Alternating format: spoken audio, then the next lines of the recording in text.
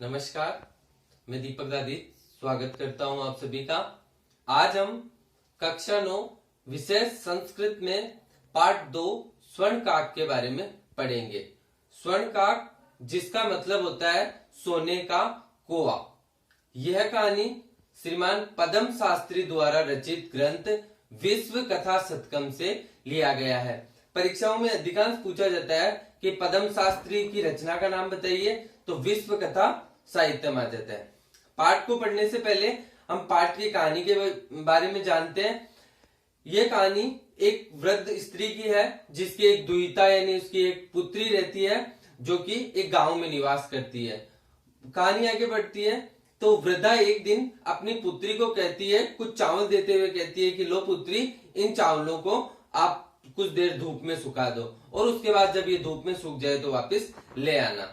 दुहिता जाती है और एक माचे के ऊपर जो खटिया होती है उसके ऊपर चावलों को धो के सुखा देती है। कुछ समय बीतता है और वहां पर एक कौवा आता है। कौवा जो सभी जानते हैं, एक कौवा आता है और वो उन चावलों को खाने लग जाता है। ये सब देख करके वहां पर वो बच्ची आती है, छोटी बालिका आती है और वो रोने लग जाती है और रोते हुए बोलती है कि बख्श दो या भक्ष्य मतलब बख्श दो, मेरे इन चावलों को बख्श दो, मेरी माँ बहुत निधन है। इसके बाद में कौवा ऐसे कहता है कि कोई बात नहीं, मैंने खा लिए चावल तो थोड़े बहुत तो तुम्हारे, अब तुम शाम को मतलब मैं शाम को घर पे चला जाऊंगा। इसके बाद में तुम सूर्योदय होने पर गांव के बाहर जो पीपल का वृक्ष है, ध्यान रखना, सूर्योदय होने के बाद में गांव के बाहर जो पीपल का वृक्ष स्थित है वहां पर तुम आना, वहां पर मैं तुम्हें इन चावलों का मूल्य दे दूंगा। इस प्रकार बच्ची रात को, जो बालिका रहती है वो रात को सो भी नहीं पाती है कि भाई मेरे को कैसे मेरा मूल्य देगा एक कौवा।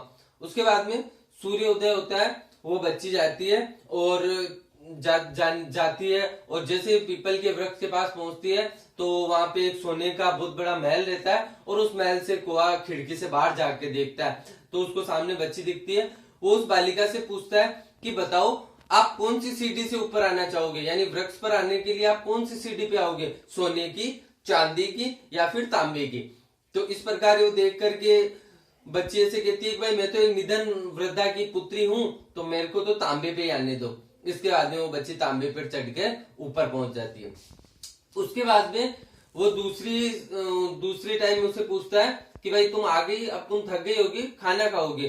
तो उसके लिए खाने के लिए पूछता है कि भाई तुम सोने की थाली में खाना खाना चाहोगी, चांदी की में या फिर तांबे की में खाना चाहोगी। तो बच्ची बोलती है कि भाई मेरे को तो आप निधन माँ की पुत्री हूं मैं तो मैं और तो कुछ जानती नहीं, आप तो मेरे को तांबे की में दे दो। तो इस प्रकार वो बहुत ही स्वादिष्ट भोजन उसको देता है, आराम से भोजन करती है। इसके बाद में वो कहती है कि भाई मेरे को जाने का मन तो नहीं है यहाँ से, आपने बहुत मेरा सत्कार किया, लेकिन माँ मेरी अकेली रहती है तो इस कारण मेरा जाना अनिवार्य है। इसके बाद में बच्ची जाती है और जाने के बाद में वो उसको एक संदूक देता है, 3 पेटियां रखता है उसके सामने, एक बड़ी, फिर एक छोटी और एक सबसे छोटी। तो इस प्रकार 3 पेटियां रखता है, उनको कहता है कि भाई इनमें मूल्य है, आप ले जाइए। इसके बाद में बच्ची आती है और जो सबसे छोटा संदूक रहता है उसको देखता है कि भाई इतने ही चावल थे, मैं तो सबसे छोटा बॉक्स लूंगी, और वो लेकर चली जाती है। जैसे ही वो घर पे जाके उस संदूक को खोलती है तो उसमें हीरे, जवाहरात, सोने, चांदी के विभिन्न प्रकार के आभूषण रहते हैं और वो बच्ची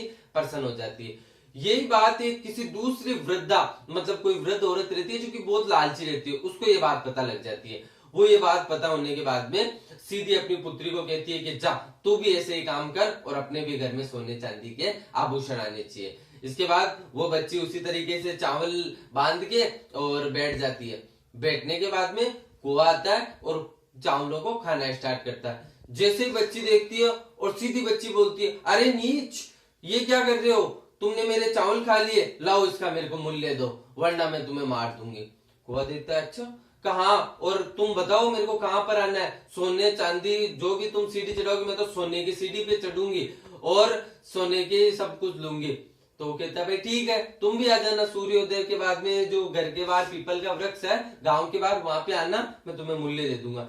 वहां पर वो जाती है और खाने के लिए भी वो बोलती है कि भाई मेरे को तो सोने की में ही खाना है, मेरे को तो सीढ़ी भी सोने की चाहिए, क्योंकि लालची रहती है वो। इसके बाद में वो उसको कहता है कि चलो ठीक है, तुम जैसा चाहोगी वैसा होगा। उसके बाद में बच्ची खाती है। फिर उसको जाते समय उसको कहते हैं कि भाई बताओ बड़ा वाला बॉक्स लोगी, मीडियम वाला लोगी, छोटा या फिर सबसे छोटा। तो बच्ची कहती है कि नहीं, मैं तो, वो तो लालची रहती है, वो तो कहती है नहीं मेरे को तो सबसे बड़ा वाला बॉक्स चाहिए। तो इस प्रकार वो कहता है कि भाई चलो ठीक है आप जाओ। इसके बाद में वो बड़ा बॉक्स लेके घर पे आके अपनी माँ के सामने बैठती है और जैसे ही संदूक खोलती है उसमें भयानक सांप, बिच्छू और विभिन्न प्रकार के जीव रहती है। तो इस प्रकार ये कहानी खत्म होती है। हमें शिक्षा ये मिलती है कि हमें कभी भी लालच नहीं करना चाहिए।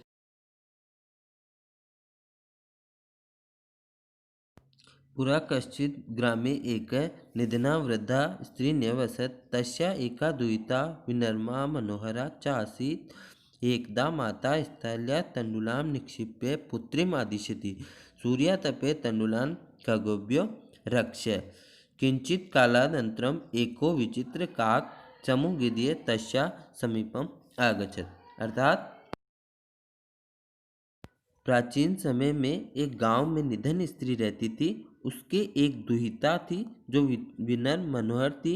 एक दिन माता ने थाली में चावल दिए और पुत्री को आदेश दिया कि सूर्य ताप में तंडुलों की अर्थात चावलों की पक्षियों से रक्षा करो। किंचित कुछ ही समय में वहाँ एक विचित्र कौवा आया और उसके समीप आकर बैठ गया। नेता दृश्य स्वर्ण पक्षो रजत चक्षु स्वर्ण काकस्तया पूर्वं दृष्ट तम तंडुलान खादत हसंत विलोक्य बालिका रोदित आरंभ। इस प्रकार का सोने के पंखों वाला और चांदी की चोंच वाला सोने का कौवा उसने पहले कभी नहीं देखा और वह उस चावलों को खाते हुए देखकर वह बालिका रोने लगी। तम निवार्यति स प्रार्थयत तंडुलाम माँ भक्ष्य मदिया माता अतिव निधना वर्धते। इन सबको देखकर वह प्रार्थना कर रही कि मेरे इन चावलों को छोड़ दो, मेरी माता अत्यंत निधन है। स्वर्ण पक्ष काक पर्वोच्च माँ सुच। इस प्रकार सोने का काक बोला, माँ सुच सोच मत करो। सूर्योदय पश्चात ग्राम वही पीपल वृक्ष त्वया आगंतम अहम तुभ्य तंडुल मूल्यम दास्यामि। सूर्योदय के पश्चात गांव के बाहर पीपल के वृक्ष के बाहर आना, मैं वहां तुम्हें तंडुलों का मूल्य दूंगा। प्रहर्षिता बालिका निंद्रा अपि न लेभेत। और इस प्रकार खुश हुई बालिका को नींद भी नहीं आई। सूर्योदय पूर्वम तत्र उपस्थिता वृक्षो उपरि विलोक्य सा आश्चर्यचकिता सजाता। सूर्योदय के पश्चात वहाँ उपस्थित हुई और वृक्ष के ऊपर देखकर उसे आश्चर्यचकित हुई। यत्र तत्र स्वर्ण में प्रसादो वर्धते, वहाँ सोने का महल था। यदा काक सेत्वा प्रभुत तेन, जहाँ पर वह सो रहा था कौवा। प्रभुत तेन स्वर्ण गवाक्षम अहो बाले। इसके बाद उसने खिड़की से, गवाक्ष का मतलब खिड़की से देखा, अरे बच्ची या बालिका, आओ तुम आगत, तुम आओ, तिष्ठम बैठो, अयम तो कृते सोपानम अवतारती, मैं तुम्हारे लिए सीढ़ी उतारता हूँ। तत्कते स्वर्ण में रजत में ताम्र में वाह, तो बताओ सोने चांदी या रजत की। कन्या अयम अयम निधन मातुम दुहिता अस्मि ताम्र सोपाने आगच्छामि। मैं निधन माँ की पुत्री हूँ और मैं तांबे की से ही आ जाऊंगी। पर स्वर्ण सोपाने भवनम आरोती, लेकिन उसने सोने की सीढ़ी उतारी। चीरकाल भवने विचित्र सजानी दुष्टवा विस्मयगता। इस प्रकार उसने विचित्र वस्तुओं को देखकर आश्चर्यचकित हुई और श्रांता त विलोक्य काका अवदत। इस प्रकार कुएं से बोली, पूर्वम लघु पतर अंश क्रियताम, कुछ नाश्ता कर लो। वद त्वम स्वर्ण स्थाल्याम भोजन करिष्यसि कि वा रजत स्थाल्याम उत ताम्र स्थाल्याम। तो बताओ सोने की में नाश्ता करोगी, चांदी में या फिर तांबे में। बालिका अवदत ताम्र स्थाल्याम एवं निधना भोजनम करिष्यामि। मैं निधन बालिका हूँ और मैं तांबे की थाली में भोजन करूंगी। तदा सा आश्चर्यचकित सजाता स्वर्ण काकेन स्वर्ण स्थाल्याम भोजन परिष्यति। इसके बाद उससे आश्चर्य हुआ कि कोए ने उसे सोने की थाली में भोजन करवाया। न एतादृश भोजन अवधि बालिका खादित। इस प्रकार का भोजन बालिका ने पहले कभी नहीं खाया। काको अवदत बालिके, काक बोला बालिके, अहम इच्छामि यत् तुम सर्वदा अत्रैव तिष्ठम, मैं चाहता हूँ कि तुम हमेशा यहीं पर रहो। पर तब माता तू एकाग्नि वर्धते, इसलिए लेकिन तुम्हारी माता अकेली रहती है। अतएव शीघ्र स्वयं गृहच्छम, तुम इसलिए शीघ्र घर चली जाओ। इति उक्त्वा कक्ष अभ्यंतर तीसरे मंजूषा निशाय प्रतिवदन। इस प्रकार वो कमरे के अंदर गया और 3 संदूक लेकर आया। बालिके यत इच्छे ग्रहण मंजूषा एकम, जो इच्छा हो वो एक ले लो। लघुपता मंजूषा प्रगय बालिका कथितम इयत एव मधुषा मंडुया मूल्यम।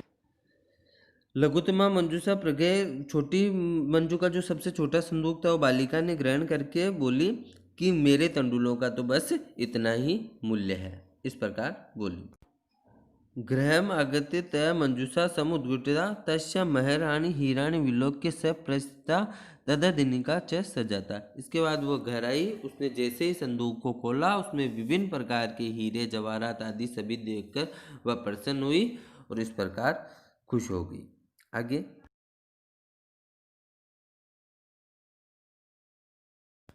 उसी गांव में एक अपरा वृद्धा लुब्धा निवसत। उसी गांव में एक दूसरी लोभी वृद्धा स्त्री भी रहती थी। तस्यापि पुत्री ईर्ष्या तस्य स्वर्णकाकस्य रहस्यम ज्ञातवती। उसने भी अपनी पुत्री को स्वर्णकाक से रहस्य बताया और ऊर्ष्या से रहस्य जानने के बाद सूर्य तपे तंडुलाम निक्षिप्य प्रसूता रक्षार्थम नियुक्तम। सूर्य के ताप में अपने चावलों को सुखाकर अपनी पुत्री को वहां पर नियुक्त किया उनकी रक्षा करने के लिए। तथैव स्वर्ण काकत तंडुलान भक्षयन तामपि तत्रैवाकरेत। इसके बाद वही सोने का जो पंख लगा हुआ सोने का कुआ है वो आ जाता है और वहाँ पे खाने लगता है। पात तत् गत्वा निर्भयंती प्रवोच्चवात। इसके बाद वो उसको फटकारते हुए बोलती है, भो नीच काक, अरे हे नीच काक, अहम आगता मैं तंडुलम मूल्यम प्रियत। मैं आ गई हूँ, मुझे चावलों का मूल्य दो। काको ब्रीवित अहम तो कृत्य सोपानम अवतार। मुझे भी तुम उसी की तरह सोपान दो, यानी सीढ़ियाँ उतारो। तत्कतः स्वर्णमय रजतमय ताम्रमय सोने की चांदी की या फिर वो गर्वितया बालक था प्रोक्तम। गर्वित बालिका बोली कि मुझे तो सोने की सीढ़ी में ही आऊंगी।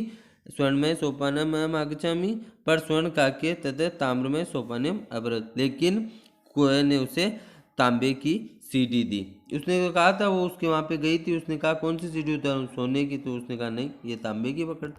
इसके बाद में स्वर्ण काकस तस्य ताम्र सोपान्यो। उसने उसके चांदी तांबे की उतारी। स्वर्ण काक भोजनम भी ताम्र भोजनम अकरत। और उसने उसे तांबे की थाली में ही भोजन कराया। प्रतिनिवृत्ति काले स्वर्ण काके कक्षा अभेद तिष्य मंजूषा तत्पर समुक्षिता। इसके बाद में उसने स्वर्ण काक ने कक्ष के भीतर गया और 3 मंजूषा लेकर आया। लोभाविष्टा वृतम मंजूषा गृहीतवती। और लोभ से लालच में उसने बड़ी वह संदूक उतारा। ग्रहम आगत्य सा त्रिषिता यावत मंजूषा समुद्घटित। और उसने बड़ी पेटी ली और घर पर आकर खोल कर देखा।